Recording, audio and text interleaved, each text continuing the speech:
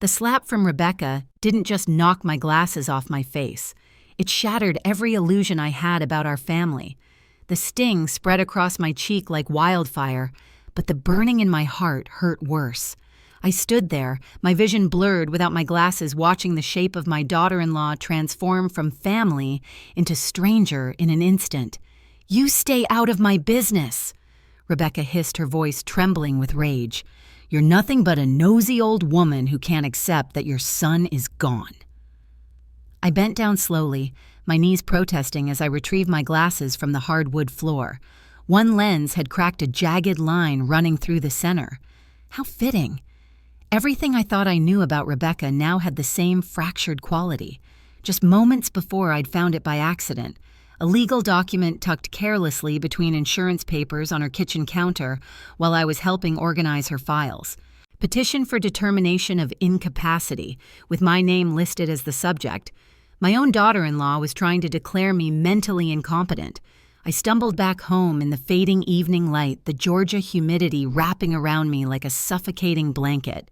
The neighbors waved as I passed, but I barely noticed them. My mind was racing, wondering how long Rebecca had been planning this, wondering if my son would recognize the woman he married, if he could see her now. My little house at the end of Magnolia Street stood waiting, a modest 2-bedroom that had been home for 40 years. The porch light cast a warm glow, but it couldn't chase away the chill that had settled in my bones. Inside, I went straight to the mantel where Marcus smiled back at me from behind glass. My beautiful boy, 6'2" with his father's broad shoulders and my determined chin. The photo was from his engineering school graduation, his cap slightly askew, his grin wide with promise. "Your wife isn't who we thought she was," I whispered to his image. "I think I've been blind, son, but I see her now." I touched the tender spot on my cheek where Rebecca's hand had left its mark. At 65, my skin didn't bounce back like it used to. There would be a bruise tomorrow, physical evidence of the emotional wound beneath. My phone rang, startling me from my thoughts. Rebecca's name flashed on the screen. My finger hovered over the decline button, but curiosity won out. "Martha." Her voice sounded different now, hesitant, almost frightened. "I need to ask a favor." The nerve of this woman. After what just happened, she was calling for a favor. I remained silent, letting the tension build on the line. "I need someone to watch Kayla tonight. I've got the night shift at the hospital." My heart skipped a beat at the mention of my granddaughter. 5-year-old Kayla, with her bright eyes and infectious laugh. Marcus's daughter, my last connection to him. "You want me to watch her after what just happened?" I kept my voice steady, though anger and suspicion churned inside me. "Please, Martha." Something in her tone made me pause. A tremor that hadn't been there before. "It's important. I wouldn't ask if I had any other option." I should have said no. Every instinct warned me to keep my distance after discovering that document. But Kayla, my sweet granddaughter, she was innocent in all this. "What time will you bring her over? In 20 minutes. Rebecca answered quickly, relief evident in her voice. "Thank you, Martha." As I hung up, unease settled over me like an approaching storm. Rebecca never worked night shifts on Tuesdays. In the 3 years since Marcus's accident, she'd maintained a consistent schedule. Something about Kayla needing routine. What had changed? And why did her voice sound so strange? I moved through the house with purpose, preparing the small guest room where Kayla usually stayed. Fresh sheets with the butterfly pattern she loved. Mr. Snuggles, the worn teddy bear that had once belonged to Marcus, placed carefully on the pillow. A small lamp with a star-patterned shade that cast constellations across the ceiling. While I worked, my mind replayed the scene in Rebecca's kitchen over and over. The slap, the document, the hatred in her eyes. It didn't align with the woman who had married my son 7 years ago, a sweet nurse with a gentle touch and easy laugh. The woman Marcus had fallen so deeply in love with. When had she changed? After Marcus died in the construction site accident, or had she always been this person hidden behind a carefully constructed facade? The doorbell rang precisely 18 minutes later. I smoothed my dress, took a deep breath, and opened the door. Rebecca stood on the porch, one hand clutching her purse in a white-knuckled grip, the other holding Kayla's small hand. My granddaughter looked up at me with those big brown eyes, Marcus's eyes, but something was different tonight. The usual sparkle was dimmed, replaced by something that looked unsettlingly like fear. "Thanks for doing this," Rebecca said, not quite meeting my gaze. Her eyes darted past me, scanning the interior of my home as if searching for something. She wore her hospital scrubs, but her hair was pulled back too severely, not the casual ponytail she typically wore for shifts. "Kayla, baby, come give Grandma a hug," I said, crouching down despite my aching knees. Kayla stepped forward hesitantly. When she wrapped her thin arms around my neck, I felt her trembling. My alarm grew. "Everything okay, sweet pea?" I whispered into her ear. She didn't answer, just held on tighter. Rebecca shifted her weight from one foot to the other, glancing repeatedly over her shoulder toward the street. "I should go. I can't be late." "What time will you pick her up tomorrow?" I asked, standing with some effort, keeping one hand protectively on Kayla's shoulder. "After my shift ends. Around 10. Another nervous glance at the street. "Kayla, remember what we talked about. Okay, be good for Grandma." There was something loaded in that statement, something that made Kayla shrink against my side. Rebecca turned to leave, then paused. "Martha, about earlier. I'm sorry things got heated. We'll talk tomorrow, okay?" Her smile didn't reach her eyes. Before I could respond, she hurried down the porch steps and into her car, a new Lexus SUV that seemed excessive on a nurse's salary. I watched until her taillights disappeared around the corner, the sense of wrongness growing stronger with each passing moment. Kayla remained glued to my side, unusually quiet.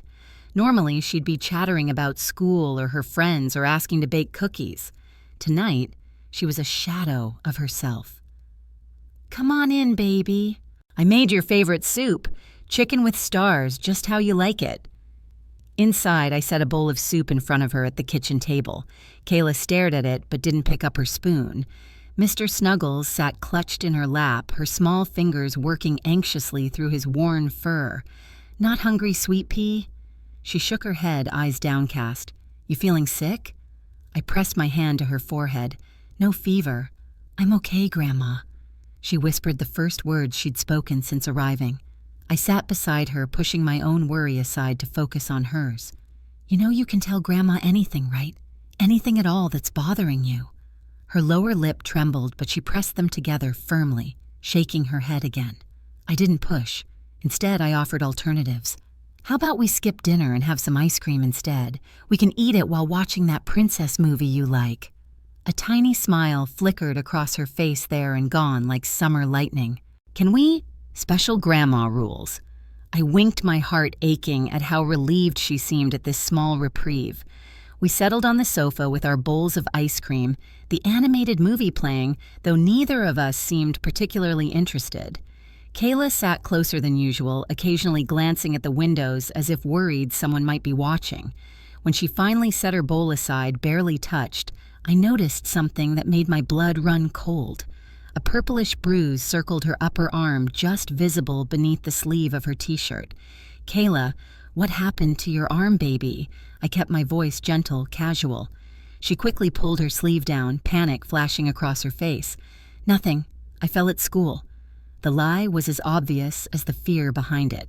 In my 35 years as an elementary school principal, I'd heard countless children attempt the same explanation for injuries that had nothing to do with falling. "Are you sure that's what happened?" I pressed carefully. "Yes." Her voice was barely audible. "I'm tired, Grandma. Can I go to bed now?" It wasn't even 8 o'clock. Kayla normally begged to stay up late at my house, knowing I was more lenient about bedtime than her mother. "Of course, sweet pea. Let's get you tucked in." As I helped her into her pajamas, I checked discreetly for other marks, relieved to find none. The single bruise troubled me deeply, but I knew better than to interrogate a frightened child. Tomorrow I'd approach the subject again when she'd had time to feel safe. I read her favorite story about the brave little bear who saved his forest friends from a storm. Usually she'd interrupt with questions or predictions about what would happen next. Tonight she listened in silence, clutching Mr. Snuggles to her chest like a shield. "Grandma loves you very much," I told her as I tucked the covers around her small body. "Nothing will ever change that. Nothing at all." her eyes so like Marcus's, filled with tears. "I know, Grandma." I kissed her forehead and turned on the star lamp, watching as the pinpricks of light danced across the ceiling. "Sweet dreams, my angel." I left her door ajar, the hallway light offering reassurance against the darkness. Instead of heading to my own bedroom, I settled in the living room with a cup of tea, my mind churning with questions. The document I'd found, Rebecca's strange behavior, Kayla's unusual quietness, and that troubling bruise. None of it made sense yet, all of it filled me with dread. I must have dozed off in my chair because I woke with a start to the sound of whimpering. The clock read 11:42 p.m. I hurried to Kayla's room, my heart pounding. She was thrashing in her sleep, small fists clutching the sheets, tears streaming down her face. "Grandma," she cried out, still caught in her nightmare, "I'm so scared, don't leave me." I sat on the edge of the bed, placing my hand gently on her shoulder. "Kayla, baby, wake up. Grandma's here." And her eyes flew open, wild with terror, until they focused on my face. Then she launched herself into my arms, sobbing against my chest. "It's okay, sweet pea. It was just a bad dream." I soothed, rocking her gently. "Grandma's right here. I'm not going anywhere. Promise." Her voice was muffled against my nightgown. "I promise. Nothing could keep me away from you." Eventually, her sobs subsided into hiccups and then into the deep, even breathing of sleep. But I continued holding her, my mind racing with new fears. What had frightened my granddaughter so deeply that it followed her into her dreams? And what did it have to do with Rebecca's strange behavior? Sleep eluded me for the rest of the night. I lay beside Kayla, listening to her breathe, watching the star patterns slowly fade as dawn crept through the window. By morning, I had made up my mind. I would get to the bottom of whatever was happening, no matter what it took. For Kayla, for Marcus, for the family that was slipping through my fingers. I made Kayla's favorite breakfast, blueberry pancakes, shaped like hearts, hoping to coax a smile from her solemn little face. She ate more than she had at dinner, which I considered progress. "Did you sleep okay after your bad dream?" I asked, keeping my tone conversational as I refilled her orange juice. She nodded, poking at a blueberry with her fork. "You know, when I was a little girl and had nightmares, my grandma told me that talking about bad dreams makes them less scary, takes away their power." Kayla looked up, considering this. "Does it work?" "It always did for me." I sat across from her, giving her my full attention. "Want to try?" She glanced nervously at the window, then back to me. "I don't think I'm supposed to." My heart rate picked up. "What do you mean, sweet pea?" She leaned forward, her voice dropping to a whisper. "Grandma Mom said I can't tell you what I saw at home." Eat. The hairs on the back of my neck stood up. I forced myself to remain calm, to keep my face neutral despite the alarm bells ringing in my head. "You can tell me anything, Kayla. Anything at all. And it stays just between us if that's what you want." Her eyes darted to the window again, as if expecting Rebecca to appear suddenly. She clutched Mr. Snuggles tighter. "What did you see at home that you're not supposed to tell me about?" I prompted gently when she remained silent. Kayla's lower lip trembled. She leaned even closer, her voice so low I had to strain to hear it. "There's a little girl locked in our basement, Grandma. She won't stop crying. She says her hands hurt a lot." The world seemed to stop. The spoon I was holding clattered to the table, spattering drops of maple syrup across the white tablecloth. I stared at my granddaughter, searching her face for any sign that this was some kind of game or misunderstanding. All I saw was raw fear. "A little girl," I managed, my voice barely functioning. "In your basement." Kayla nodded, tears filling her eyes. "Mom gets really mad when she cries. She tells her to be quiet or—" She trailed off unconsciously, rubbing the bruise on her arm. Ice flooded my veins. The implication was unmistakable. Rebecca had hurt Kayla for asking about the child in the basement. "Kayla, this is very important. Have you seen this little girl? Actually seen her?" She nodded again. "When Mom thought I was asleep, she took her food. The girl looked really scared, Grandma, like she wanted her mom." My mind reeled with the possibilities, each more horrifying than the last. Could Rebecca have kidnapped a child? Was that why she'd been acting so strangely? But why? It made no sense. And yet, looking at Kayla's earnest, frightened face, I knew she wasn't lying. Children her age might exaggerate or misinterpret, but they rarely fabricate complex scenarios out of nothing. "Sweetheart, did this little girl tell you her name?" I asked, trying to gather as much information as possible. Kayla shook her head. "Mom doesn't let me talk to her. She says she's sick and needs to be alone until she gets better." A new thought struck me with terrible clarity. If Rebecca was willing to declare me incompetent and harm Kayla to keep her quiet, what might she do if she suspected Kayla had told me about the child in the basement? I couldn't send my granddaughter back into that house, not until I understood what was happening and could ensure her safety. But I also couldn't simply keep her. That would be kidnapping, and Rebecca would have the law on her side, especially with that incapacity document already in progress. I needed allies, information, evidence, and I needed to move quickly. "Kayla, how would you feel about going to school today?" I asked, formulating a plan. She looked uncertain. "Will Mom be mad?" "No, baby. I'll explain that I thought it would be good for you to keep your routine. We have plenty of time to get you there before the bell." In truth, I needed to speak with Kayla's teacher. Ms. Harris had been teaching kindergarten for 15 years and had a reputation for being observant and protective of her students. If anyone had noticed changes in Kayla's behavior, it would be her. Kayla agreed, seeming almost relieved to have the familiar structure of school ahead of her. I helped her dress, noting how she carefully selected a long-sleeved shirt. Despite the warm May weather covering the bruise, I realized with a pang. As we walked the 3 blocks to Oakwood Elementary, Kayla's small hand in mine, I tried to process what she'd told me. A child locked in Rebecca's basement. It seemed unbelievable, the kind of thing that happened in crime shows, not in real life, not in my family. But the bruise on Kayla's arm was real. Her fear was real. And the document declaring me incompetent was very, very real. Oakwood Elementary hadn't changed much since I'd retired as principal 5 years ago. The same brick facade, the same cheerful murals painted by generations of students, the same worn wooden sign welcoming visitors. It had been my second home for over 3 decades. Several teachers waved as we entered, calling out warm greetings. "Principal Johnson, good to see you back." I smiled and waved back, but my mind was elsewhere. We reached Ms. Harris's classroom just as children were beginning to arrive. Danielle Harris was a tall, elegant woman in her 40s with locks that fell past her shoulders and a smile that put even the shyest children at ease. She'd been one of my best hires before I retired. "Mrs. Johnson and Miss Kayla, what a lovely surprise." She beamed at us both, then noticed my serious expression. "Is everything all right? Kayla, why don't you go put your backpack in your cubby and say hello to your friends?" I suggested. "I need to talk to Ms. Harris for a minute." Once Kayla was out of earshot, engrossed in the morning activity with the other children, I lowered my voice. "Danielle, I need to speak with you privately. It's important." She nodded immediately, serious.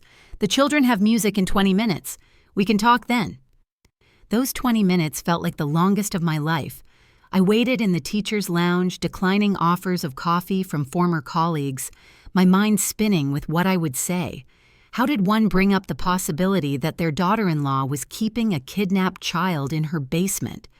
When Ms. Harris finally joined me, closing the door behind her, I took a deep breath and started at the beginning. The document I'd found, Rebecca's strange behavior, the bruise on Kayla's arm, and finally, the bombshell about the child in the basement, Ms. Harris listened without interrupting, her expression growing increasingly troubled. When I finished, she sat back, exhaling slowly. "Martha, I wish I could say I'm completely shocked, but the truth is, I've been concerned about Kayla for weeks now." My heart sank. "What have you noticed?" "Changes in her behavior.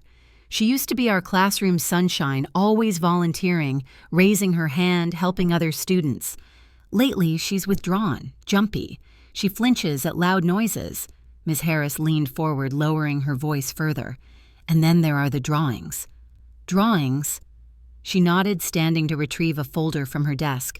"We do daily journal time where the children can draw or write about whatever they want. These are Kayla's from the past 2 weeks." She spread several papers on the table between us. My breath caught in my throat. The images were disturbing, especially coming from a 5-year-old. Dark shapes that looked like bars or a cage. A small figure huddled in corners. And most alarming of all, a drawing of what appeared to be a basement with a stick figure child inside, and the word, "Help," written in red crayon above it. "She wouldn't talk about them when I asked," Ms. Harris said quietly. "Just said they were bad dreams." I traced the red letters with a trembling finger. "You believe her, then, about the child?" "I believe something is very wrong in that house." Her voice was firm.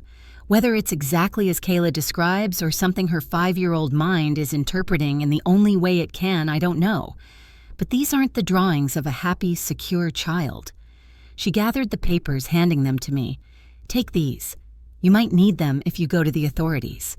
The authorities? Of course. This was a matter for the police now. "Thank you, Danielle. I'll keep you updated." "Please do. And Martha," her eyes were serious, "be careful. If Rebecca is capable of what Kayla is suggesting, she's dangerous." I left the school with the drawings tucked safely in my purse, my mind made up. I would go to the police today, but first I needed more information. The walk home took me past Washington Park, where I spotted a familiar figure sitting on a bench feeding the pigeons. Elijah Washington had been my neighbor for nearly 40 years, a retired postal worker with sharp eyes and sharper ears. At 78, he still took daily walks through the neighborhood and missed very little of what happened on our street. "Martha Johnson," he called, waving me over. "Haven't seen you in a few days. Everything all right? You look troubled." I considered brushing him off with pleasantries, but decided honesty might serve me better. Elijah knew everyone and everything in this neighborhood.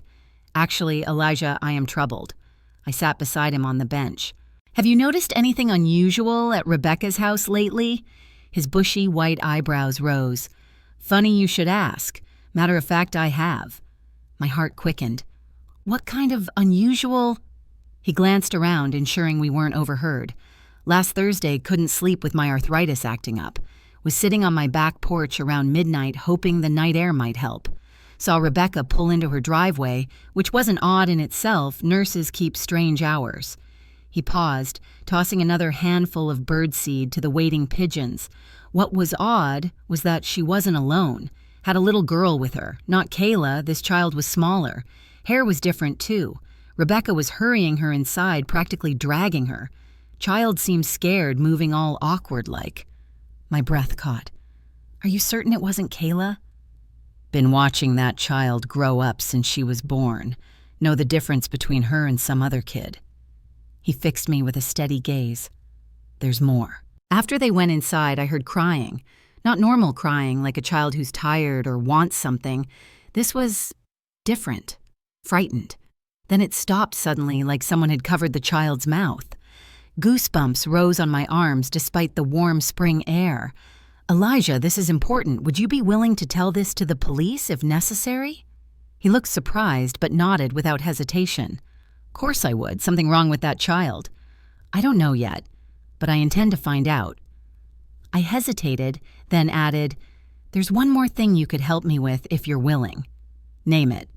"Your nephew Jerome runs the corner store with the security cameras, doesn't he? The ones that face Rebecca's street." A slow smile spread across his weathered face. "You always were sharp as a tack, Martha. Yes, he does. And those cameras keep footage for 2 weeks. He stood brushing birdseed from his pants. "Let me make a call. Meet me back here in an hour." I left Elijah to his pigeons and continued home, my mind processing this new information. If Mr. Washington had seen Rebecca bringing another child into the house, it corroborated Kayla's story. This wasn't just the imagination of a frightened 5-year-old. There really might be a child locked in Rebecca's basement. The thought made me physically ill. What kind of person would do such a thing, and why Rebecca was a nurse, someone who had dedicated her career to helping others? It made no sense. Unless a terrible suspicion began to form in my mind. Rebecca's strange behavior had started after Marcus's death 3 years ago. She'd withdrawn from friends, changed jobs twice, and begun attending some kind of support group that she was secretive about. I'd attributed it all to grief. But what if it was something more sinister, and now she was trying to have me declared incompetent? Was it really about my house and savings as I'd initially suspected? Or was it because she feared I might discover her secret? By the time I returned to meet Elijah, my determination had hardened into steel.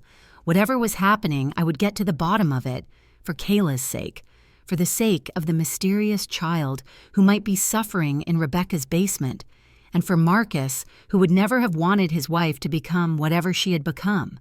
Elijah was waiting, a small USB drive in his hand. Jerome came through, said to tell you he's got the original saved if you need it for court or whatnot. Thank you, Elijah. This means more than you know. Martha. His voice stopped me as I turned to leave. Be careful. Something ain't right with that situation. I nodded, the weight of the USB drive heavy in my pocket. I know. That's why I have to fix it. My next stop was the police station. The squat brick building had always been a reassuring presence in our community. Today, it looked imposing, almost forbidding. Inside, I asked to speak with someone about a possible missing child. After a brief wait, I was shown to a small interview room where Lieutenant Darnell Robinson joined me. He was around 40 with kind eyes that contrasted with his no-nonsense demeanor. Mrs. Johnson, I understand you have concerns about a child. He sat across from me, notebook ready. I took a deep breath and told him everything. Kayla's revelation, the bruise on her arm, Mr. Washington's sighting of Rebecca with an unknown child, Ms. Harris's observations and the disturbing drawings. I even mentioned finding the incapacity document, though it seemed almost trivial now compared to the possibility of a kidnapped child. Lieutenant Robinson listened attentively, asking occasional clarifying questions. When I finished, he leaned back, his expression thoughtful. Mrs. Johnson, I appreciate you coming forward with this information, but I have to be honest with you. What we have here is the word of a 5-year-old, some drawings that could be interpreted many ways, and a neighbor who saw your daughter-in-law with a child that wasn't her daughter. And the bruise, I added. Kayla has a bruise that she's clearly afraid to explain. Which is concerning, he acknowledged, but not conclusive evidence of kidnapping. My heart sank. He didn't believe me. Or at least he didn't believe there was enough to act on. What about the security footage? I have it right here. I placed the USB drive on the table between us. We'll certainly review it, he assured me. But even if it confirms what Mr. Washington saw, it doesn't prove wrongdoing. There are many innocent explanations for why your daughter-in-law might have another child with her. At midnight, a frightened child who was practically being dragged. My voice rose with frustration. And what about Kayla's statement? She specifically said there's a girl locked in the basement who cries and says her hands hurt. Lieutenant Robinson's expression softened slightly. Mrs. Johnson, we take all reports about children's welfare very seriously, but we also have to consider all possibilities. Children Kayla's age have vivid imaginations. They can misinterpret things they see or hear. You think she's making this up? I couldn't keep the disbelief from my voice. Not necessarily, but I've seen cases where children create explanations for things they don't understand. Maybe she heard crying from a TV show. Maybe Rebecca was babysitting for a friend and Kayla misunderstood the situation. And the petition to have me declared incompetent, is that also a misunderstanding? I couldn't keep the bitterness from my voice. He sighed. Family disputes over elder care are unfortunately common. Without more concrete evidence, there's not much the police can do at this point. I stared at him, the realization dawning slow and cold. You think I'm just a confused old woman, don't you, making mountains out of molehills because I don't get along with my daughter-in-law?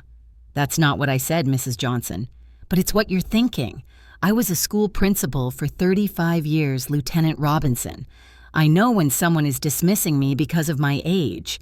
His expression confirmed my suspicion. He didn't say it outright, but the message was clear. We often get reports from elderly individuals that turn out to be misunderstandings or exaggerations. We'll look into it, he promised, but the words rang hollow. Review the footage. Maybe send someone by to check on the welfare of your granddaughter. But without more evidence, I can't promise much beyond that. I gathered my pursed disappointment bitter in my mouth. Thank you for your time, Lieutenant. As I stood to leave, a final desperate thought occurred to me. If you won't help me, will you at least tell me what I need to do to make you take this seriously? What kind of evidence would convince you? He considered this, then nodded slightly. Concrete proof, a photo or video of the child in question, documentation of Rebecca bringing a non-family member into the house against their will, anything beyond secondhand accounts and childhood drawings. I nodded, my resolve strengthening. If the authorities wouldn't help me, I would find the evidence myself. One more thing, Mrs. Johnson, Lieutenant Robinson added as I reached the door. If you're concerned about your granddaughter's welfare, you could file for emergency custody. Family court takes allegations of abuse very seriously. I thanked him and left the seed of a plan beginning to form in my mind. I might not be able to prove there was a kidnapped child in Rebecca's basement, not yet, but I could protect Kayla while I gathered the evidence I needed. As I stepped out of the police station into the bright afternoon sun, my phone rang. Rebecca. Martha, is Kayla with you? The school called saying she never showed up today. The lie came easily. She wasn't feeling well this morning, a little stomach upset. I thought it best to keep her home.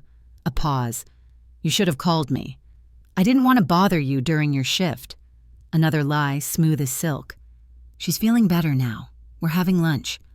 I'll come get her after work. No need. She's comfortable here. Why don't I bring her home tomorrow morning, give you a chance to rest after your night shift? Another pause, longer this time. Fine. Put her on the phone. My heart skipped a beat. She's in the bathroom right now. I'll wait. I needed to think fast. Actually, Rebecca, I wanted to talk to you about something. That document I found yesterday. We're not discussing that over the phone. Her voice turned cold. And you had no right going through my papers. I wasn't going through anything. It was sitting right on top of the... Tomorrow, Martha. We'll talk tomorrow when I pick up Kayla. She hung up abruptly. I stared at the phone, a chill running down my spine. Rebecca knew I'd discovered her plan to have me declared incompetent.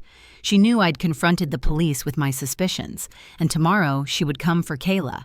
I had less than 24 hours to find proof of the child in Rebecca's basement, less than 24 hours to ensure my granddaughter's safety, and absolutely no idea how I was going to accomplish either task. I stood outside the police station, the Georgia sun beating down on my shoulders, feeling more alone than I had since Marcus died. The weight of what I'd learned pressed on me like a physical burden.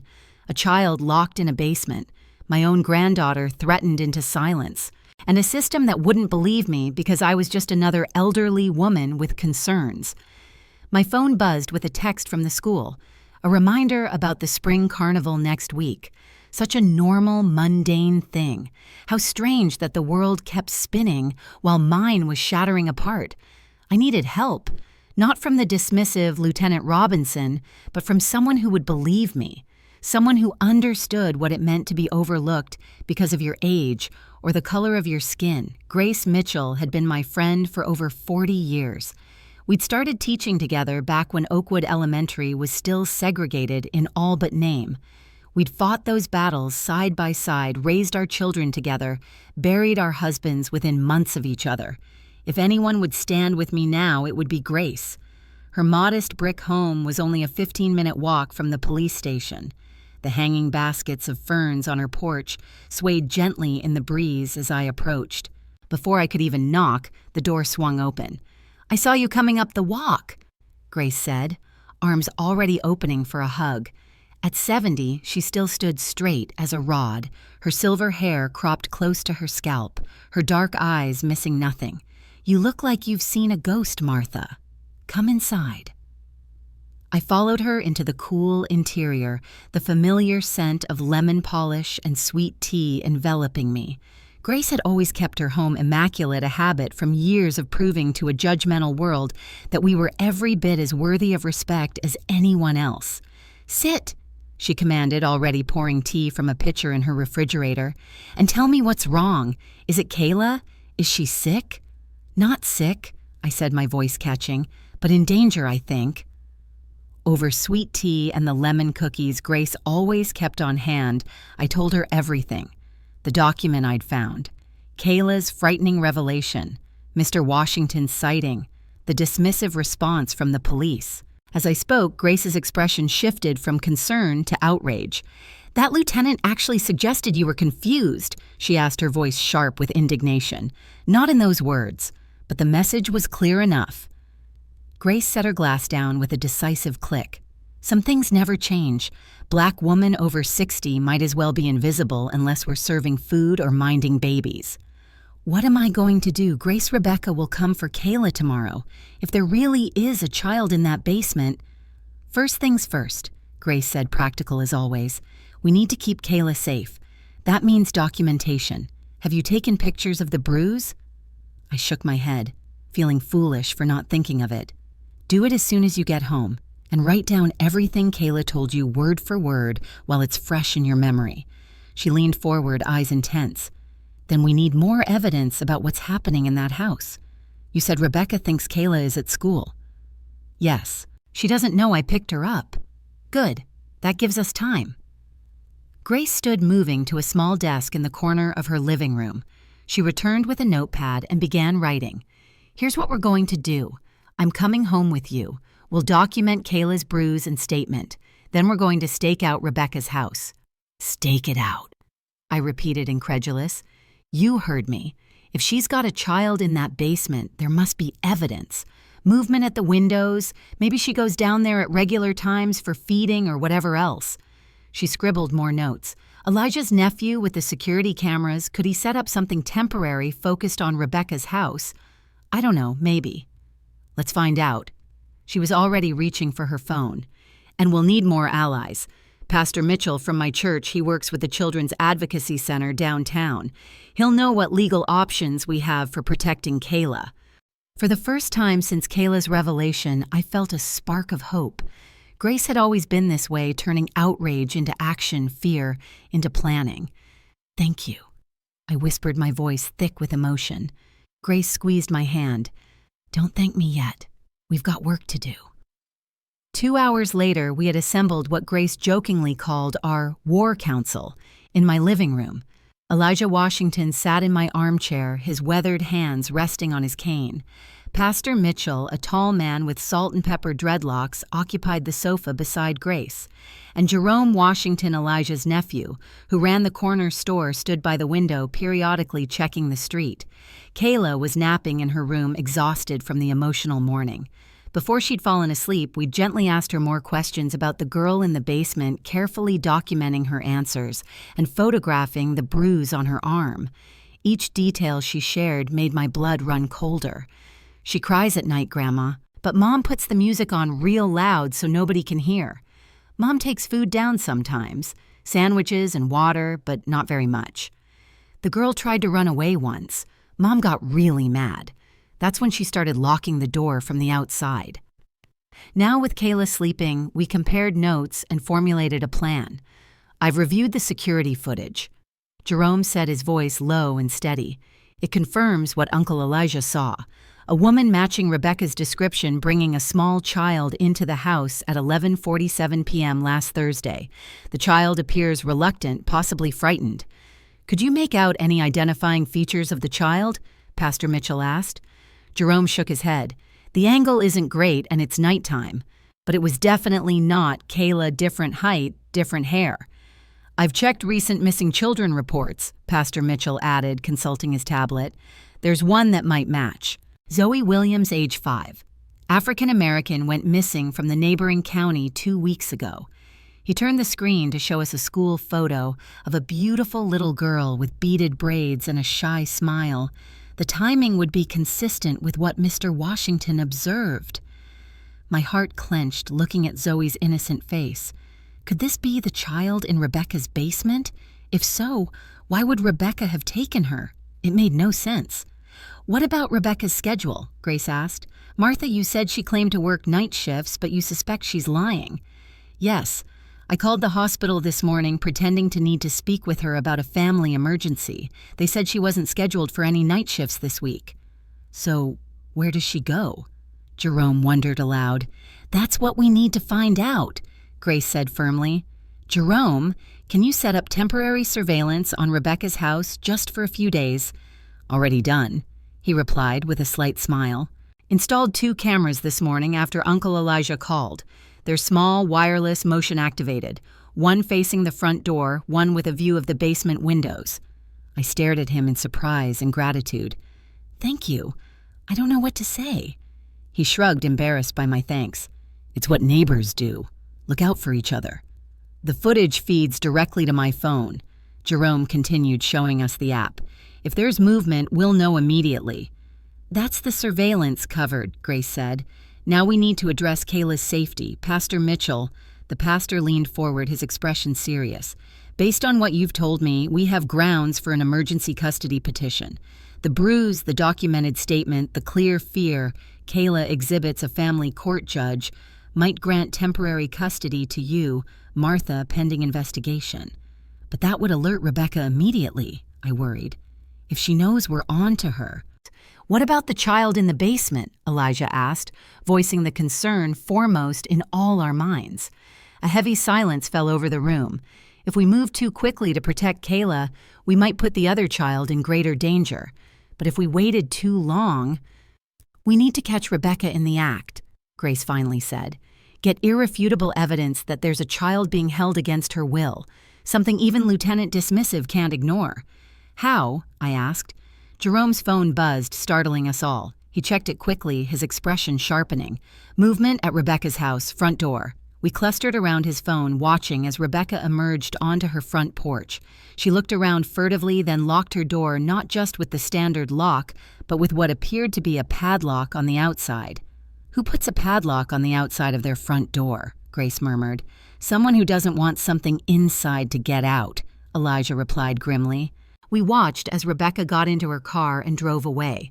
According to the timestamp, it was 2:17 p.m.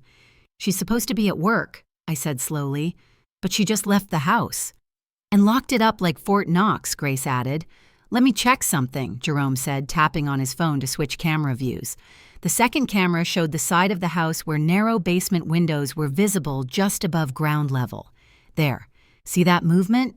I squinted at the small screen. Sure enough, there was a slight shifting of a curtain at one of the basement windows. Someone was down there. That could be anyone, Pastor Mitchell cautioned. A housekeeper, a relative staying over.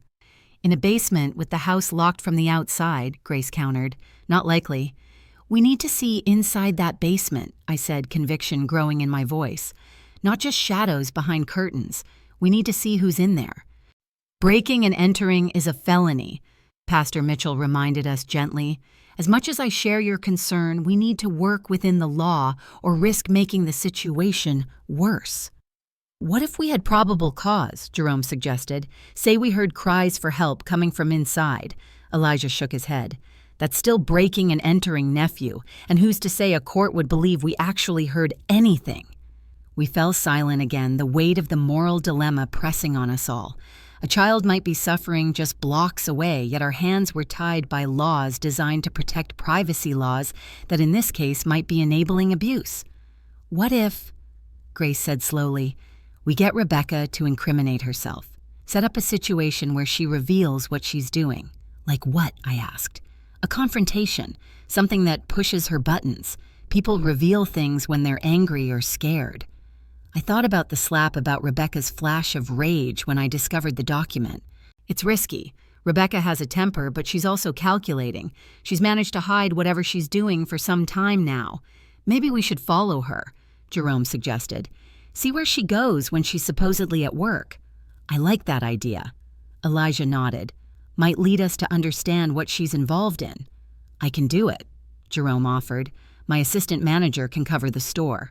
While the others continued planning, I found my thoughts wandering to Marcus. What would he make of all this? The woman he married was now unrecognizable to me. Had he ever seen glimpses of this other Rebecca? Had there been warning signs I'd missed? So caught up in my grief over losing him that I failed to see what was happening to his wife. My reverie was interrupted by a small voice from the doorway. "Grandma, who are all these people?" We turned to see Kayla standing there in her rumpled clothes from her nap, Mr. Snuggles clutched to her chest. Her eyes were wide as she took in the room full of adults, clearly engaged in serious discussion. "These are my friends, Sweet Pea," I said, going to her and kneeling down despite my protesting joints. They're here to help us. Help with what? She asked, her voice small and uncertain. I exchanged glances with the others, silently debating how much to tell her. I'd never believed in lying to children. They deserved the truth delivered appropriately for their age and understanding. To help make sure you stay safe, I told her, and to help the little girl you told me about. Her eyes widened further. You believe me about the girl in our basement? Of course I believe you, sweetheart. Mommy said nobody would believe me, that they'd think I was making up stories. A cold anger settled in my chest at Rebecca's manipulation. Well, Mommy was wrong about that. We all believe you, and we're going to help. Kayla's eyes filled with tears. I don't want to go home, Grandma. I'm scared. I pulled her into a gentle hug, careful of her bruised arm. I know, baby. And if I have anything to say about it, you won't have to go back until it's safe. Over Kayla's head, I met Grace's eyes. Her expression hardened with resolve matching my own determination. Whatever it took, Kayla would not be returning to that house tomorrow, or ever if Rebecca truly was involved in something as heinous as child abduction. As if sensing my thoughts, Pastor Mitchell spoke up. Kayla, would you like some cookies? I think I saw some in the kitchen. Once Kayla had been settled at the kitchen table with cookies and milk out of earshot, he turned to me. I've texted a colleague at Family Services. Given the circumstances, they're willing to do an emergency home visit today. If they substantiate the bruising and document Kayla's statements about being afraid to go home, we can request an emergency hearing for temporary custody. Relief flooded through me. Thank you, Pastor. It's just the first step, he cautioned, and it only protects Kayla. We still need to address the other child. One thing at a time, Grace said firmly. First Kayla, then the evidence, then rescue. The social worker arrived within the hour, a no-nonsense woman named Ms. Jackson, who interviewed Kayla with gentle but direct questions. She photographed the bruise again, had Kayla demonstrate how it happened. Mommy grabbed me really hard when I asked about the girl and took detailed notes of everything. When she finished, she asked to speak with me privately on the porch. Mrs. Johnson, based on what I've observed, I'm recommending an emergency placement with you pending investigation. Kayla shows clear signs of emotional distress, and the physical evidence corroborates her account of how the injury occurred. I exhaled slowly. Tension I hadn't realized I was holding beginning to uncoil. Thank you. I should warn you, though, this is temporary. The courts generally favor reunification with parents unless there's overwhelming evidence of abuse or neglect. Ms. Lewis will be notified of the placement and given an opportunity to respond. I understand. And one more thing. Ms. Jackson's expression softened slightly. Kayla mentioned something about another child in her mother's basement. We take allegations like that extremely seriously. I've already notified the police that they need to do a welfare check immediately. My heart skipped a beat. Today, they'll go today. She nodded. Protocol mandates same-day response for any report involving potential danger to a child. I thought of Lieutenant Robinson's dismissive attitude and felt a surge of vindication.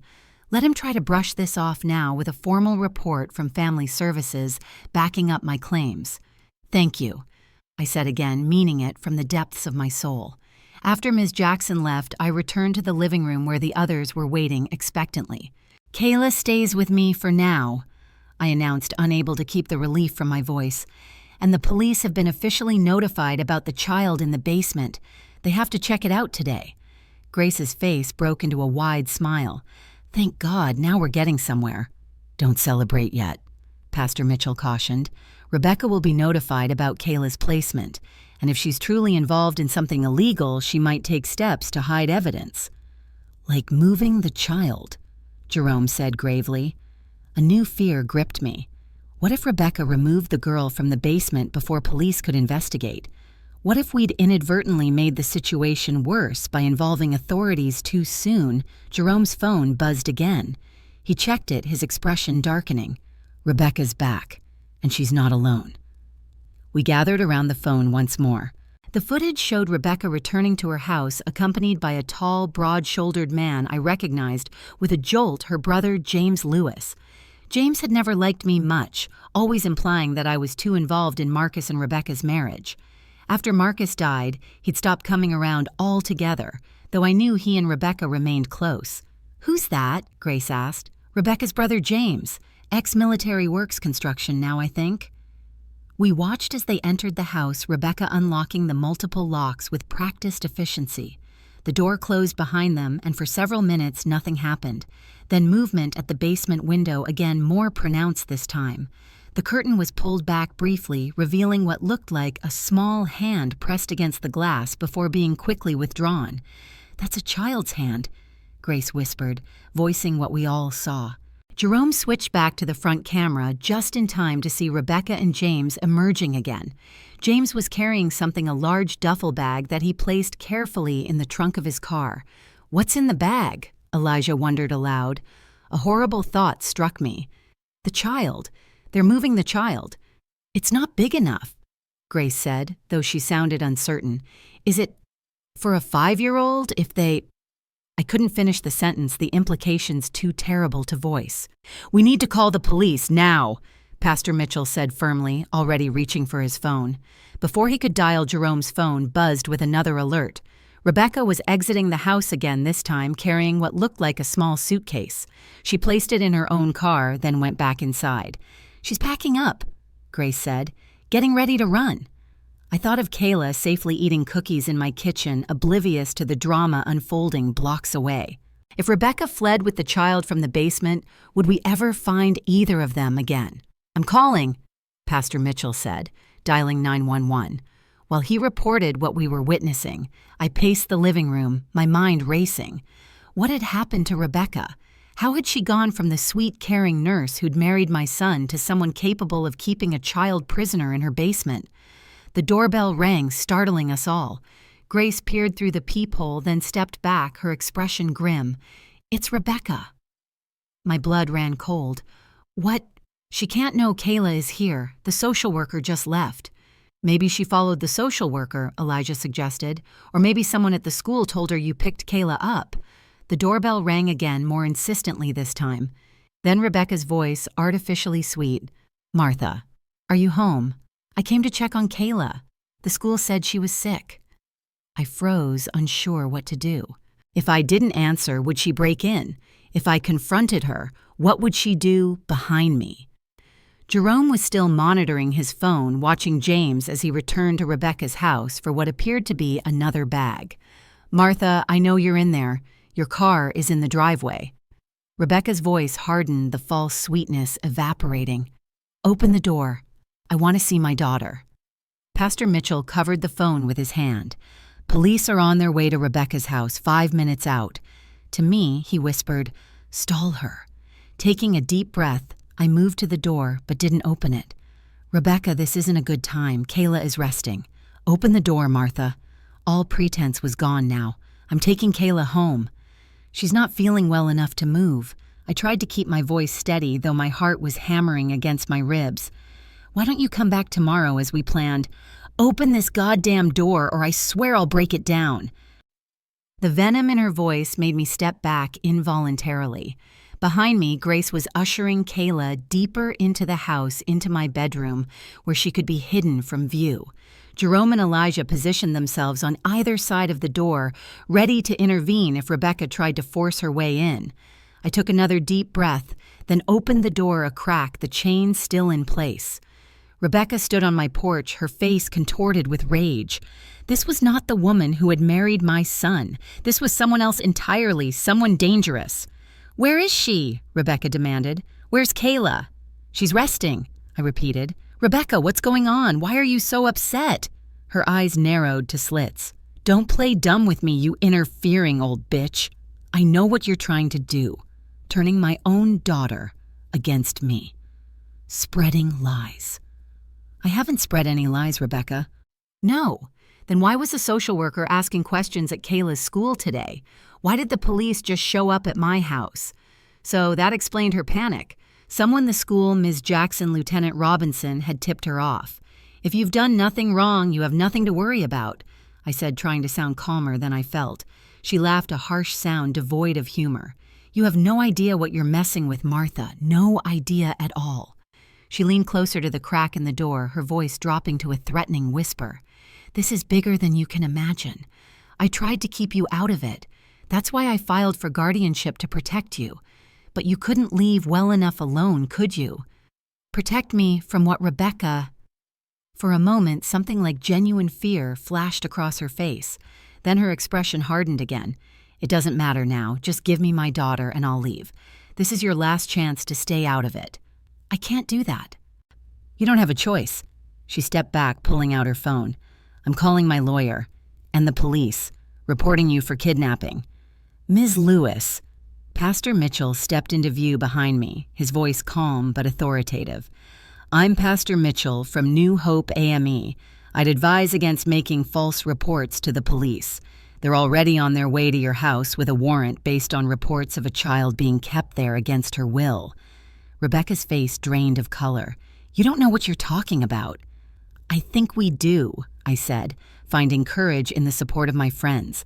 Kayla told us about the girl in your basement, the girl who cries at night, the girl whose hands hurt. Kayla has an active imagination, Rebecca snarled, but her eyes darted nervously to her car, then back to us. She's been watching too many crime shows. Mr. Washington saw you bringing a child into your house late at night, I continued. A child who wasn't Kayla. The security cameras at the corner store caught it too. Rebecca's composure cracked further. She took a step back, her hand going to her mouth. You don't understand.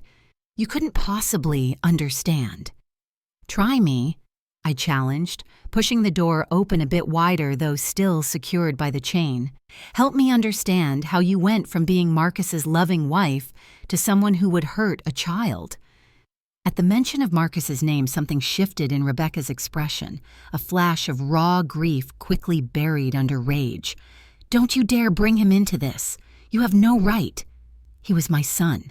And my husband, she shouted, her control slipping entirely. My husband who was taken from me. Do you have any idea what that's like?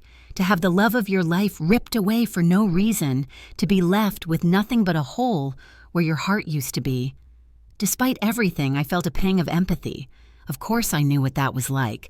I'd lost my husband after 37 years of marriage. I'd lost my only child. But grief didn't justify whatever Rebecca had done. I know exactly what that's like, I said quietly. But it doesn't explain what's happening here, Rebecca. It doesn't explain the child in your basement. She stared at me, her breathing rapid and shallow. For a moment, I thought she might confess everything. Then her phone buzzed with an incoming call. She glanced at it, and what little color remained drained from her face. This isn't over, she hissed, backing away toward her car. You have no idea what forces you're messing with. None at all. She turned and ran to her car, fumbling with her keys in her haste. As she peeled away from the curb, Jerome's phone buzzed yet again. Police just arrived at Rebecca's house. He reported, showing us the live feed. 2 patrol cars had pulled up and officers were approaching the front door. James Lewis stood on the porch, his posture defensive. We watched in tense silence as the officers spoke with James, showed him what appeared to be a warrant, and then entered the house despite his obvious objections. Minutes stretched like hours as we waited for any sign of what they found inside. Finally, Pastor Mitchell's phone rang. He answered, listened for a moment, then put it on speaker. Mrs. Johnson. Lieutenant Robinson's voice filled the room. You were right. There was a child in the basement, a little girl matching the description of Zoe Williams, the missing child from Clayton County. A collective exhale of relief swept through the room. They'd found her. She was alive. Is she okay? I asked, my voice breaking. She's alive and conscious, dehydrated, malnourished, and there appears to be some injury to her hands, but she's alive. Emergency services are transporting her to Children's Health Care now. And James Lewis, in custody. He's not talking, but we found some concerning documents in the house. Religious materials references to something called the Temple of Eternal Light. Does that mean anything to you? I shook my head before remembering he couldn't see me. No, nothing. We're still processing the scene, but I wanted you to know you were right. There was a pause, then he added, I apologize for not taking your concerns more seriously this morning. The validation was hollow compared to the relief of knowing the child Zoe had been found. What about Rebecca? She was just here looking for Kayla. She left when she heard the police were at her house. We have an APB out for her now. She won't get far. Another pause. Is Kayla safe with you? Yes. Family Services has placed her with me temporarily. Good. Stay put. Lock your doors. I'll send an officer over as a precaution, but I don't think Rebecca will return to your house. Not now that she knows we're on to her. After the call ended, we sat in stunned silence for a moment, processing what we'd learned. Zoe Williams had been found alive in Rebecca's basement, just as Kayla had said. James Lewis was in custody, and Rebecca was on the run. The Temple of Eternal Light, Grace repeated thoughtfully. What kind of religious materials do you think they found? Nothing good if it involves keeping children in basements, Elijah muttered. I thought about Rebecca's parting words. You have no idea what forces you're messing with. What had she meant?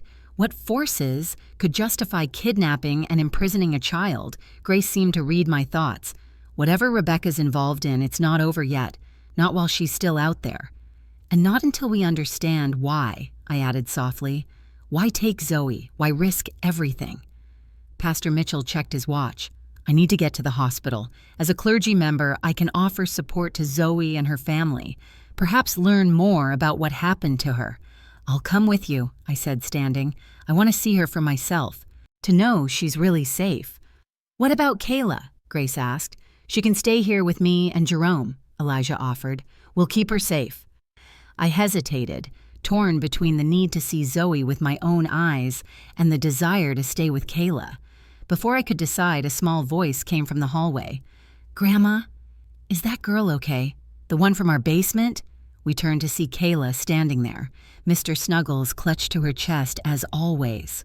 I went to her, kneeling down to her level. Yes, sweet pea. The police found her.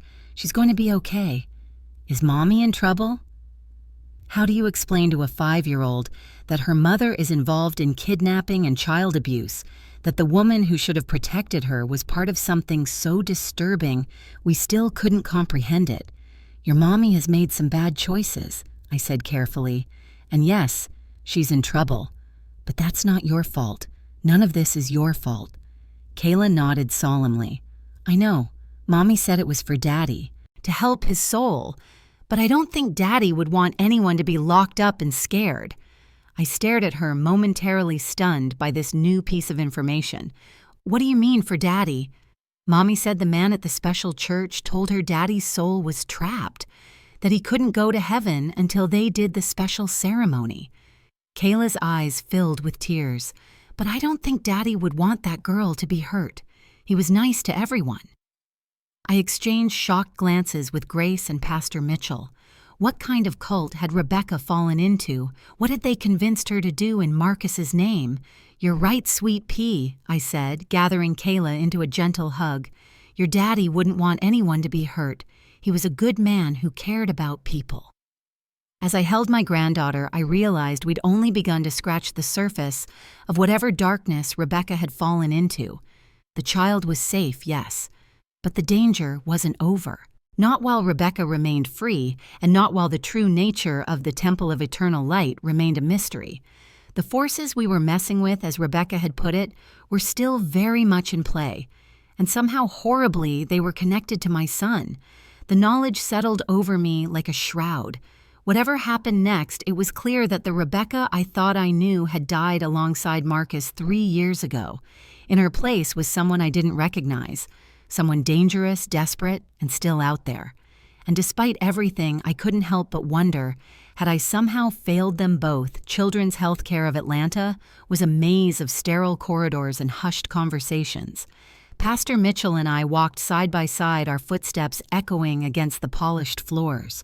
The weight of the past 24 hours pressed down on me, making each step an effort. You're doing the right thing, Pastor Mitchell said softly, as if reading my thoughts. Being here for both children. I nodded, unable to find words for the storm of emotions inside me. Relief that Zoe had been found alive. Fear for what she might have endured. Worry for Kayla, left behind with Elijah and Jerome while police searched for Rebecca. And beneath it all, a gnawing question: how had my daughter-in-law become someone capable of such cruelty? At the nurse's station, Pastor Mitchell spoke quietly with a charge nurse who glanced my way with sympathetic eyes. She made a call, and minutes later, a tired-looking woman in a rumpled pantsuit approached us. "Mrs. Johnson, I'm Detective Harlow, Clayton County Special Victims Unit." She extended her hand, her grip firm but gentle. Lieutenant Robinson called ahead. "Thank you for coming." "How is she?" I asked immediately. "Zoe." Physically, she's stable. Dehydrated, malnourished. The doctors are treating some injuries to her hands, rope burns mainly. Psychologically, she trailed off, shaking her head slightly. "It's too soon to tell. She's barely spoken since we found her. Her parents, in with her now. They haven't left her side." Detective Harlow studied me intently. "Lieutenant Robinson mentioned your granddaughter was the one who alerted you to Zoe's presence." "Yes. Kayla told me there was a girl locked in their basement. That's why Rebecca, my daughter-in-law, heard her, to keep her quiet." The detective nodded, making a note in a small pad. "We'd like to interview Kayla formally when she's ready. Her testimony will be crucial." "She's only 5, I said protectively. "We have specialists trained to work with children her age. It would be gentle, age-appropriate." Pastor Mitchell placed a reassuring hand on my arm. "I've worked with their team before, Martha. They're excellent with children." I nodded reluctantly. Kayla would have to relive these horrors eventually to ensure Rebecca faced consequences. But not today. Not while the fear was still so fresh. "The Williams family has asked to meet you," Detective Harlow continued. "If you're comfortable with that." I blinked in surprise. "They want to meet me." "You played a significant role in finding their daughter. I think they want to thank you personally." I hadn't expected this. In my mind, I'd done what any decent person would do, believed a child, and acted on that belief. It hadn't felt heroic, just necessary. "Of course," I said. "I'd like to meet them too." Detective Harlow led us down another corridor to a private room with a police officer stationed outside. She knocked softly, then opened the door. The scene inside nearly broke my heart. Zoe Williams lay in a hospital bed that seemed too large for her small frame. IV tubes snaked from her arm and white bandages wrapped her tiny wrists. Her parents, a slender woman, and a broad-shouldered man, both looking exhausted but alert, sat on either side of her bed, each holding one of her hands carefully to avoid the bandages. "Mr. and Mrs. Williams," Detective Harlow said softly. "This is Martha Johnson. Her granddaughter was the one who told her about Zoe." Mrs. Williams stood immediately, moving toward me with tears in her eyes. Before I could speak, she embraced me in a fierce hug that caught me off guard. "Thank you," she whispered against my shoulder. "Thank you for believing your granddaughter, for finding our baby." I returned her embrace, my own eyes filling with tears. "I'm so sorry for what your family has been through. So sorry my daughter-in-law was involved." Mrs. Williams pulled back, wiping her eyes. "You have nothing to apologize for. You saved Zoe's life." Mr. Williams had risen as well, his expression a complex mixture of gratitude and lingering fear. "The doctors say if she'd been there much longer—" He couldn't finish the sentence. I glanced at Zoe, who was watching our interaction with wary eyes. Despite everything she'd been through, I could see the same spark that shone in Kayla, that innate childhood resilience that somehow survives even the darkest experiences. "Hello, Zoe," I said gently, moving closer to the bed. "My name is Martha. My granddaughter Kayla was worried about you." A flicker of recognition crossed her face at Kayla's name. "The girl with the teddy bear." Her voice was raspy, as if from disuse or too much crying. "Yes, that's Kayla. She loves that bear. His name is Mr. Snuggles." The faintest smile touched Zoe's lips. "She showed him to me once, through the little window." So they had communicated.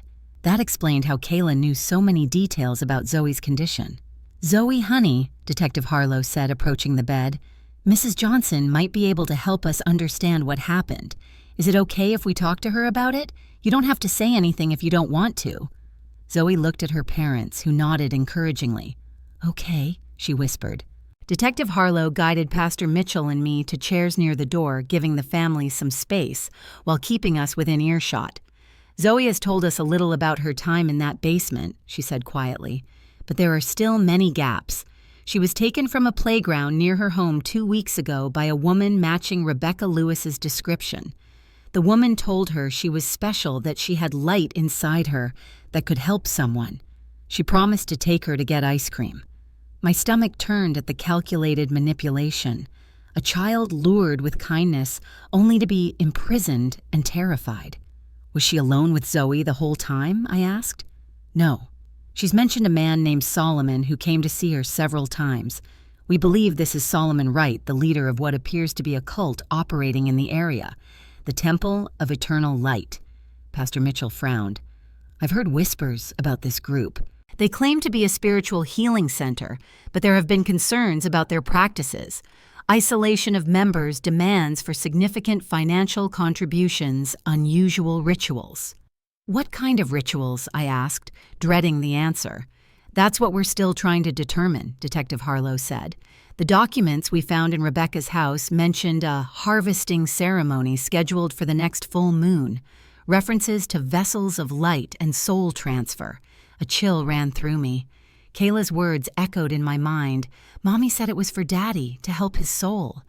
My son, I said, my voice barely audible. Marcus died 3 years ago. Rebecca never really recovered. Is it possible this cult convinced her they could bring him back somehow using these children? Detective Harlow's expression was grim. It's a working theory. Grief makes people vulnerable to manipulation, especially when it comes with promises of reuniting with loved ones. James Lewis is still refusing to talk, she continued, but his phone contained communications with Solomon Wright discussing preparations for a major ceremony, and we found a list of 5 children's names, including Zoe and Kayla. My blood ran cold. Kayla was on the list. My granddaughter, Detective Harlow, nodded solemnly. The last name on the list. We believe the ceremony was planned for tomorrow night, the full moon. The implications hit me like a physical blow. Rebecca hadn't just been involved in kidnapping Zoe. She had been planning to include her own daughter in whatever horrific ritual they were planning. We need to find her, I said, my voice shaking with a mixture of fear and rage. Rebecca, and this Solomon Wright before they harm any other children. We have officers searching for both of them. Wright's compound outside the city is being raided as we speak. Pastor Mitchell leaned forward, his expression troubled. These groups usually have contingency plans, secondary locations. If they knew the ceremony was important enough, they'd have backup sites prepared. Detective Harlow nodded. We're checking properties connected to known members. The problem is most of this group operates under the radar. Many members use aliases or cash transactions to avoid detection. I thought about Rebecca, about how thoroughly she had hidden this side of herself from me, from everyone. How many others like her were out there leading double lives while preparing for something unthinkable? Martha, Pastor Mitchell said gently, you knew Rebecca better than anyone here. Is there anywhere she might go? Somewhere she felt safe or connected to Marcus? I closed my eyes, trying to think past my shock and horror to the practical question. Where would Rebecca go if she were running desperate, devoted to this twisted cause? There's a lake house, I said, slowly memory surfacing. About 2 hours north. Marcus and Rebecca used to go there on weekends. It belonged to his friend from college, but I think Rebecca kept using it after Marcus died. For healing retreats, she called them. Detective Harlow was already reaching for her phone. Do you have an address? No, but I know it's on Lake Lanier. Marcus called it the cabin with the red door. He showed me photos once. She stepped away to make the call, speaking rapidly into her phone. Pastor Mitchell turned to me, his expression serious. Martha, I need to ask you something difficult.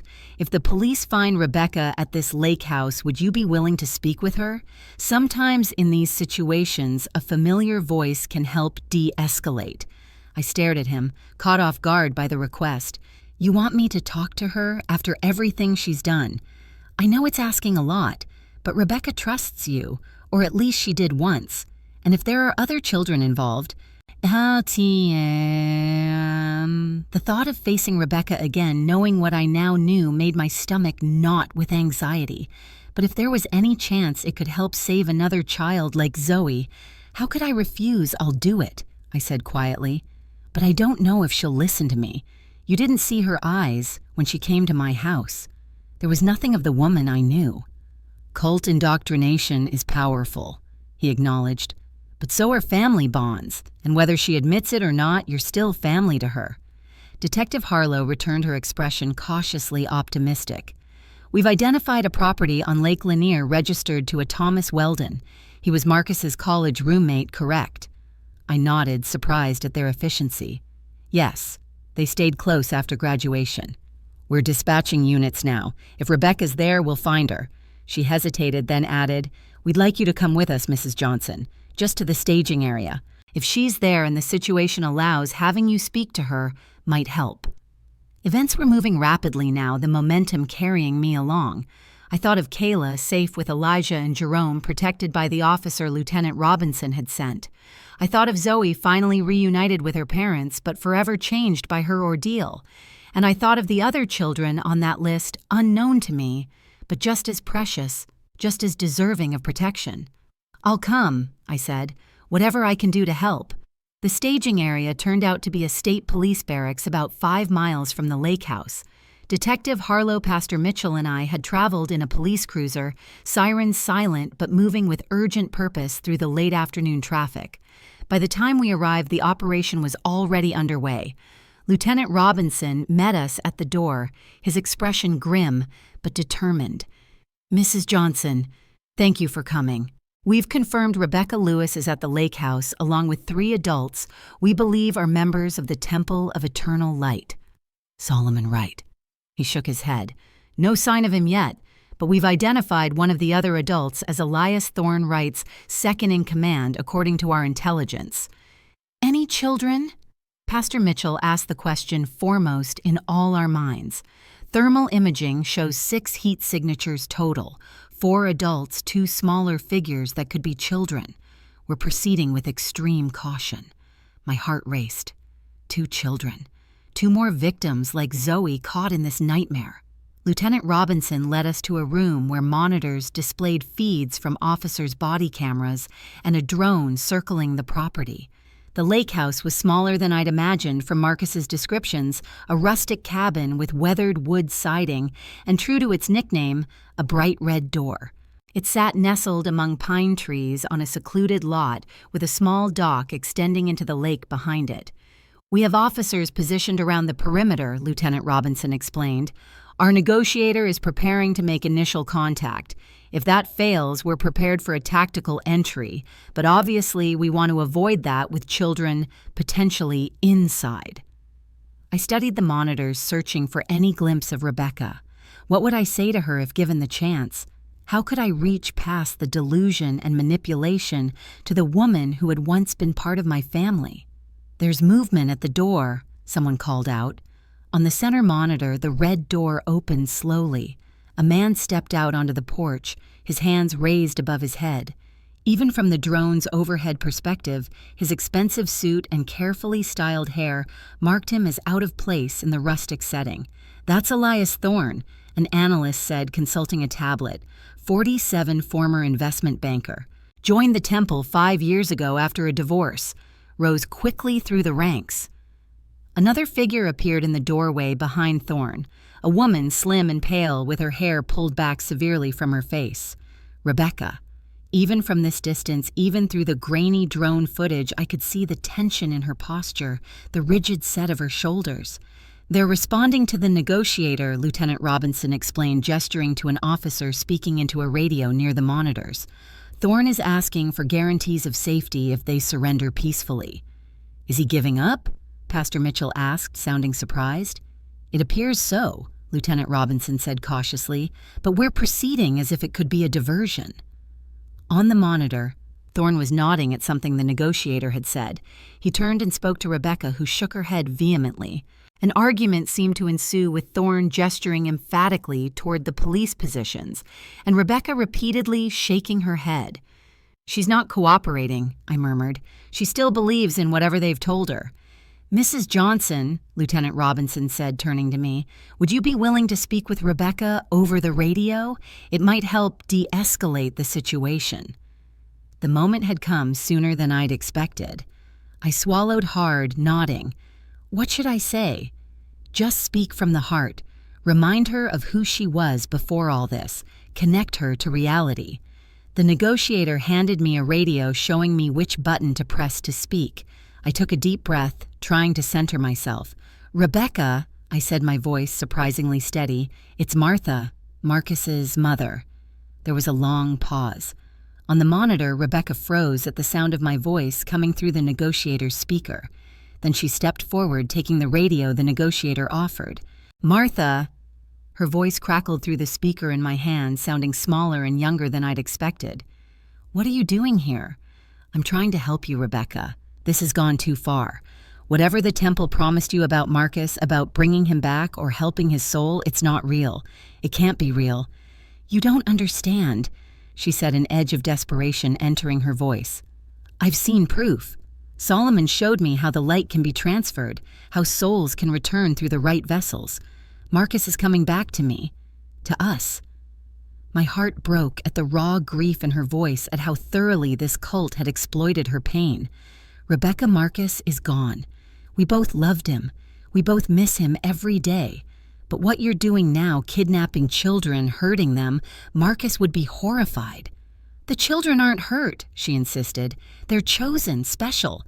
Their light is pure enough to create a pathway." "Zoe was hurt," I countered gently. "She's in the hospital with rope burns on her wrists. She was terrified, Rebecca. And Kayla, your own daughter, you hurt her arm to keep her quiet. What would Marcus say about that?" Silence stretched for several seconds. On the monitor, Rebecca seemed to deflate slightly, her rigid posture softening. "How is Kayla?" she finally asked, her voice barely audible through the static. "She's safe. She's worried about you. She told me you said all this was for her daddy, to help his soul." "It is," Rebecca insisted, but her voice wavered. "Solomon explained it all. The ceremony would bring Marcus back. We'd be a family again. You are a family already, you and Kayla. But this path you're on, it's destroying that family, not healing it." More silence. The analysts and officers around me were perfectly still, not wanting to disrupt the fragile connection. "Did they tell you what happened to the last children they used in these ceremonies?" I asked softly. "They went home afterward. Solomon said, 'Solomon lied to you, Rebecca. Whatever he promised, whatever he showed you that seemed like proof, it was manipulation. People like him prey on grief. They see pain and they exploit it.'" I could see her shaking her head on the monitor, but her conviction seemed to be crumbling. "I saw Marcus," she whispered, "during the meditation sessions. I heard his voice. Grief can make us see and hear what we desperately want to." I said, thinking of my own experiences after losing both my husband and son. "I know that better than most. But Marcus is at peace, Rebecca. He wouldn't want this." On the monitor, Thorne moved toward Rebecca, speaking urgently into her ear. She pushed him away. "The children inside," I pressed, sensing a shift in her. "Are they hurt?" A long pause. "No, they're just scared.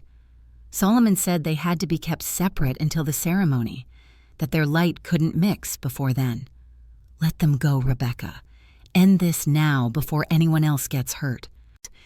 "If I do," her voice broke, "I'll never see Marcus again. This was my last chance." The pain in her voice was so raw, so familiar, that tears sprang to my eyes. "I know what it's like to lose someone you love with your whole heart, to feel like the world should stop spinning because they're not in it anymore. But we go on, Rebecca. We carry them with us in how we live, in how we love those still here." I thought of Kayla, of how much of Marcus I saw in her smile, her determination, her gentle heart. Marcus lives on in Kayla, in her laugh that sounds just like his, in her eyes that see the world with the same kindness. Don't take her father's legacy and turn it into something dark. Through the radio came the sound of muffled sobbing.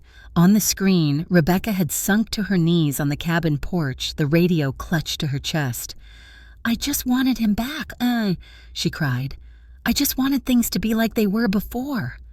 "I know," I said gently. "We all do. But this isn't the way." After a moment, Rebecca seemed to gather herself. She stood, ignored Thorne's attempt to stop her, and spoke directly into the radio. "The children are in the back bedroom. They're not tied up, just locked in. They're scared, but not hurt. She took a shaky breath. I'll surrender if you promise they'll be safe.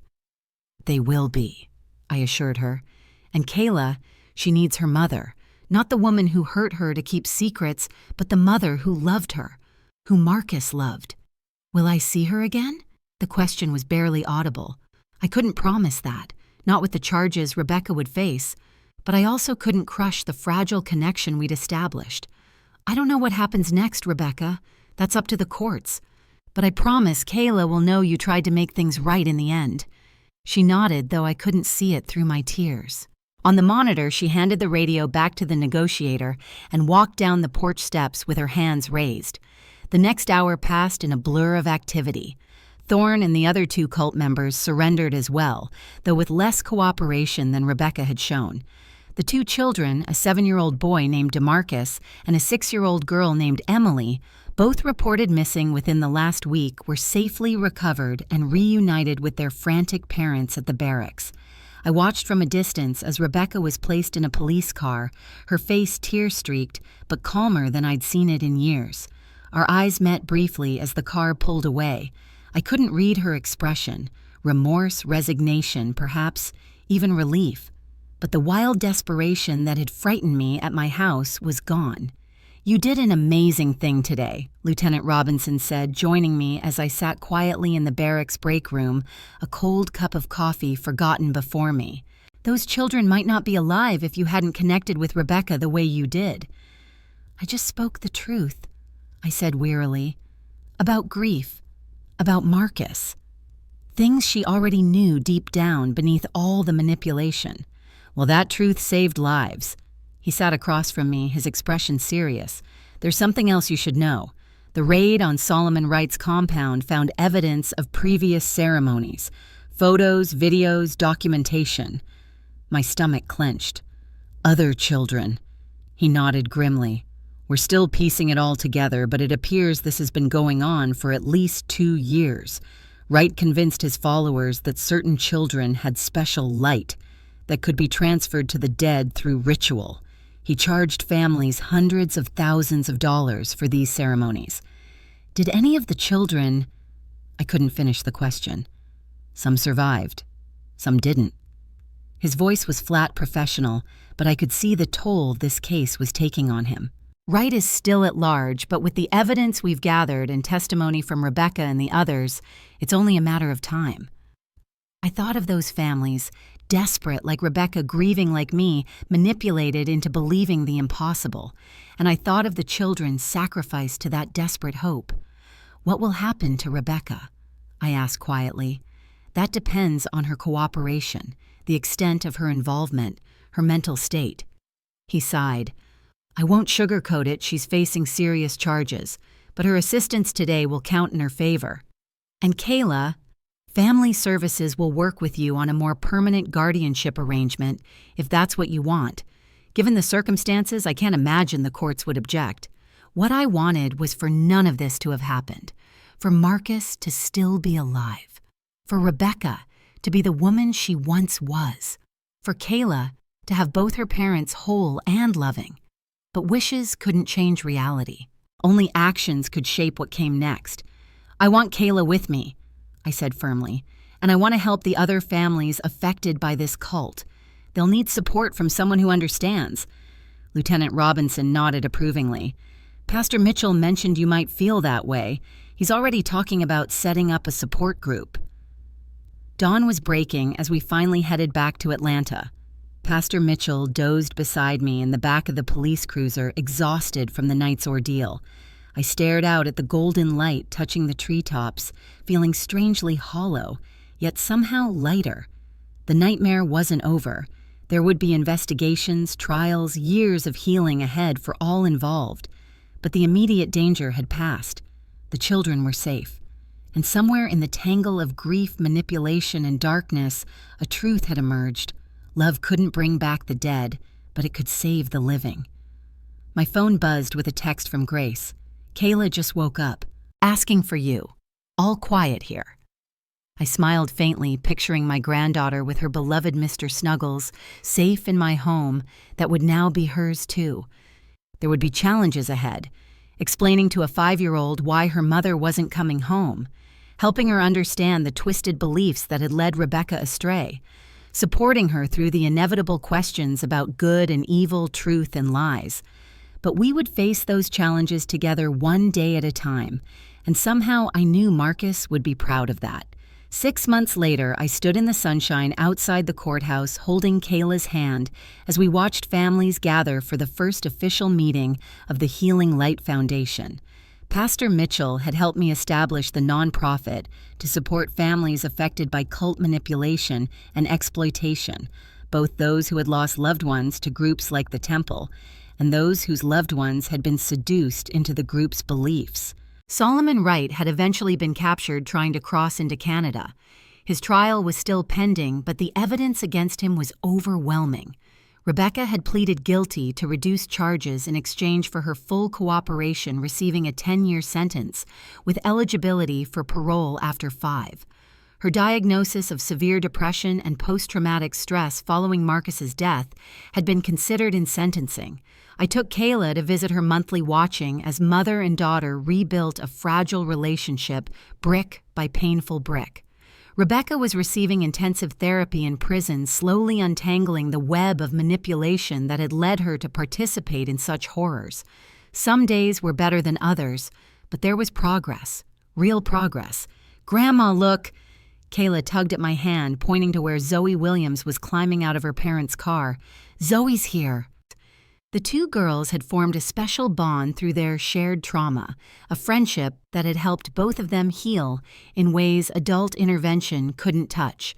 They ran to each other now, embracing with the uncomplicated joy of children who had seen darkness but chosen light. Mrs. Williams approached me with a warm smile. She looked years younger than when I'd first met her in that hospital room, the return of her daughter bringing life back to her tired features. "Martha, the place looks wonderful." She gestured to the community center where our foundation would meet. "You've done something amazing here." I shook my head. We all did. Every family who refused to be silenced, every child who was brave enough to speak the truth. My gaze drifted to Kayla and Zoe, now sitting cross-legged on the grass, heads bent together over a book. Despite everything they'd endured, they were still children, resilient, hopeful, looking forward rather than back. "Marcus would be proud, Mrs." Williams said softly, following my gaze. "Of you, of Kayla, of turning such darkness into something that helps others." I smiled, feeling the familiar ache that came with hearing my son's name, but now accompanied by a sense of peace that had been missing for so long. "Yes," I agreed. "I think he would." As families continued to arrive, some I knew from the case, others new to our group, but carrying similar burdens, I felt a sense of purpose stronger than anything I'd experienced since retiring as principal. This was my new calling, helping others find their way back from the edge of despair, just as I had done. "Ready, Grandma?" Kayla asked, returning to take my hand, Zoe beside her. I looked down at these two extraordinary children, their eyes clear and trusting despite all they'd seen. Then I looked at the gathering of families, each with their own story of loss and survival, each seeking connection and understanding. "Yes, sweet pea," I said, squeezing her small hand in mine. "I'm ready." Together we walked into the light of a new beginning.